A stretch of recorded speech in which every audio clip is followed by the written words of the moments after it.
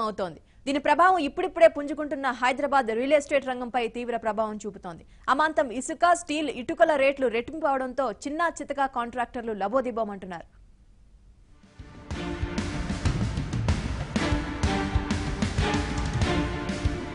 Diesel ధరలు తగ్గించాలని, వాటిని జీఎస్టీ పరిధిలోకి తీసుకురావాలని చేస్తున్న సమ్మె రోజురోజుకు తీవ్రతరమవుతోంది. తమ డిమాండ్లకి రాష్ట్ర ప్రభుత్వం నుంచి కానీ, కేంద్ర ప్రభుత్వం నుంచి కానీ ఎటువంటి హామీలు రాకపోవడంతో లారీల యజమానులు సమ్మెను మరింత ఉధృతం చేస్తున్నారు.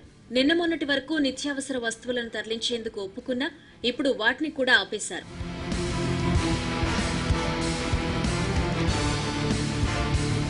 మరోవైపు హైదరాబాద్ రియల్ ఎస్టేట్ రంగం ఈ సమ్మె దెబ్బకు కుదేలైంది.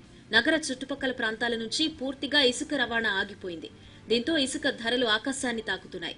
ముందస్తుగా పెట్టిన ఇసుక స్టాక్ పాయింట్స్ కూడా ఖాళీ అయిపోవడంతో మాఫియా పేట్రేగిపోతోంది. ఇష్టం వచ్చిన ధరలు చెబుతున్నారు.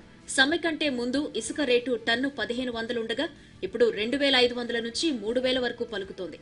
స్టీల్, ఇటుక రేట్లు కూడా ఇదే విధంగా పెరిగాయి. దీంతో నిర్మాణం మరింత భారం అయిందని రియల్టర్లు చెబుతున్నారు. ప్రభుత్వం కల్పించుకుని దీని నుంచి బయటకు తీసుకురావాలని కోరుతున్నారు. ఈ లారీల స్ట్రైక్ వల్ల చాలా ఇబ్బంది పడుతున్నామండి. కన్స్ట్రక్షన్ ఫీల్డ్లో అయితే సిమెంట్కి ఇబ్బందిగానే ఉంది, శాండ్ ఇబ్బందిగానే ఉంది. స్టీల్ రావాలంటే టన్ను మీద 4000 ఎక్కువ చెప్తున్నారు. శాండ్ అయితే బ్లాక్లో అమ్ముతున్నారు. అసలు చాలా కన్స్ట్రక్షన్ చేసే పరిస్థితే లేదు, చాలా ఇబ్బందికరంగా ఉంది. అలాగే మేము ఈ విషయం మీద చాలామంది చెప్పాం కూడా, కమిషనర్కి వీళ్ళు కూడా రిక్వెస్ట్ లెటర్ మా బిల్డర్స్ అసోసియేషన్ తరఫున కూడా ఇచ్చాము. ఈ లారీల strike as early as possible call for చేస్తే మాకు చాలా ఉపయోగకరంగా ఉంటుందండి. ఇప్పుడు ప్రస్తుతానికి 4-5 రోజుల నుంచి అయితే స్ట్రైక్ ఉంది. ఇంతకుముందు 1400, 1300 ఉన్నది, ఇప్పుడు 2500, 2400 అట్లా అమ్ముతారు. ఇది స్లాబ్ది. అదే ప్లాస్టింగ్ అయితే 3500, 3400 అమ్ముతారు.